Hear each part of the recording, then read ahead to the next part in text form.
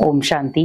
आज हम खुद को सकारात्मक रखना चाहते हैं, लेकिन कई बार बहुत सारी ऐसी बातें सामने आ जाती जहां पर सकारात्मक होते हुए भी हम अचानक नकारात्मकता में आ जाते हैं। कई बार हम कहते हैं हम आना नहीं चाहते थे, हम बहुत पॉजिटिव थे, लेकिन सामने वाले ने ऑरा मंडल ही ऐसा इकट्ठा कर दिया कि हम नेगेटिव हो गए। आप सोचें, उस नेगेटिव बातों का प्रभाव इतना पावरफुल था कि आपकी सकारात्मकता को उसने चंद मिनटों में खत्म कर दिया। ऐसा क्यों? अगर आप सकारात्मक थे तो आपका असर उस नकारात्मक व्यक्ति के ऊपर क्यों नहीं पड़ा? क्योंकि बहुत सारे लोग कहते हैं कि हम आज तक किसी के साथ कभी मैंने बुरा नहीं किया, पर व्यक्ति मेरे साथ बुरा करता ही जा रहा है। आप हमेशा याद रखें, कार्मिक अकाउंट है, क्योंकि कर्मों का हिसाब किताब कब आपके पास आ जाए आपको खुद भी पता नहीं होगा। क्योंकि व्यक्ति सोचता कुछ और है और उसके जीवन में घटित कुछ और हो जाता है। बहुत सारी व्यक्ति प्लानिंग बनाता है, लेकिन कई बार वो प्लानिंग काम ही नहीं आती।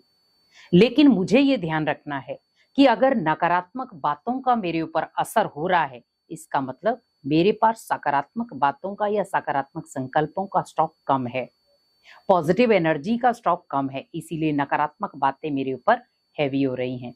तो अगर आप भी इन चीजों के शिकार हो रहे हैं तो आप ध्यान रखें कि मुझे इन 3 चीजों से बचना है। अगर मुझे सकारात्मक होना है तो किसी एक दिन नहीं, 2 दिन नहीं, मुझे सदा काल के लिए सकारात्मक होना है, तो आप इन 3 चीजों से बचें। पहला, बुरा बोलने से। क्योंकि हम दुख वाले जब बोलते हैं, बहुत सारे लोगों को नॉर्मली हम गाली गलौज भी निकाल देते हैं, आप शब्द भी यूज कर देते हैं और हमें कई बार हर्ट भी नहीं होता कि हमने किसी को क्या बोला है। लेकिन आप ये ध्यान रखें, जब आप किसी को कुछ गलत बोलते हैं तो वो आप ही के खाते में जमा हो रहा है, सामने वाले के खाते में नहीं। क्योंकि सामने वाले ने जब उस बात को सुना, उसे दुख हुआ, और वो जो दुख का कारण बना कौन था? आप। तो कार्मिक अकाउंट किसका बना? आपका।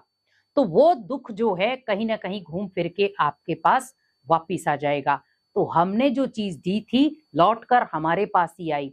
अब ये बताओ, अगर हम किसी को दुख दे रहे हैं, दुख देने वाले बोल बोल रहे हैं, तो रिटर्न में जब वो दुख देने वाले बोल मेरे पास आएंगे तो फिर मैं परेशान या अशांत क्यों हो जाता हूं?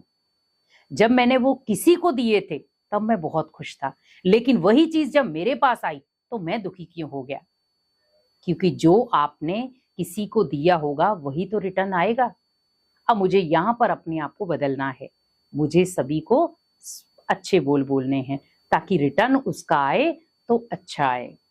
तो मुझे बोल पर अटेंशन रखना है कि कोई भी व्यर्थ बोल मुझे नहीं बोलना है, किसी को दुख देने वाले बोल भी मुझे नहीं बोलने, क्योंकि वो मेरे पास ही वापिस लौट कर आएंगे। क्योंकि जो बीज मैंने बोया है वही तो मुझे काटना पड़ेगा।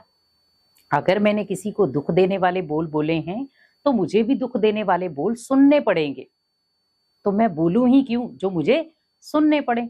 तो पहले अटेंशन क्या रखना है आपको कि मुझे किसी को दुख देने वाले बोल नहीं बोलने हैं। दूसरा, किसी के लिए मुझे नेगेटिव सोचना नहीं है, क्योंकि आज सोच एक ऐसी प्रक्रिया बन चुकी है जहां पर हम चाहते भी नहीं है पर फिर भी सोच लेते हैं, जिसको हम कई बार कह देते हैं ओवर थिंकिंग। लेकिन आप ध्यान रखें, सोच आपकी है, संकल्प आपके हैं, तो बदलाव भी आपको करना होगा। संकल्पों में शुद्धता लाएं, संकल्पों में सकारात्मकता लाएं और संकल्पों में हल्का सा ठहराव लाएं। सोचें, समझें, फिर आप सोचें कि ये क्या कर रहा हूं मैं, किसके लिए कर रहा हूं। क्योंकि व्यक्ति आज इतना नेगेटिव सोचता जा रहा है और नेगेटिव सोचने के साथ साथ वो बहुत सारी बीमारियों का शिकार भी बन जाता है। तो अपनी सोच पर अटेंशन रखो, क्योंकि वही सोच जो है वो आपके संकल्पों में पहुंच जाती है और वही संकल्प फिर आपके व्यवहार में या आपकी आदतों में पहुंच जाते हैं और उससे आप नेगेटिव कर्मों के शिकार बन जाते हैं।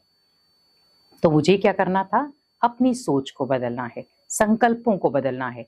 अगर नेगेटिव संकल्प आ भी रहे हैं, मुझे वहीं उनको स्टॉप करना है। आप किसी के लिए भी नेगेटिव सोच रहे हैं, आज से सोचे मुझे किसी के लिए भी नेगेटिव नहीं सोचना है, क्योंकि अगर मैं किसी के लिए सोचूंगा तो सामने वाला भी मेरे लिए इजीली नेगेटिव सोच सकता है।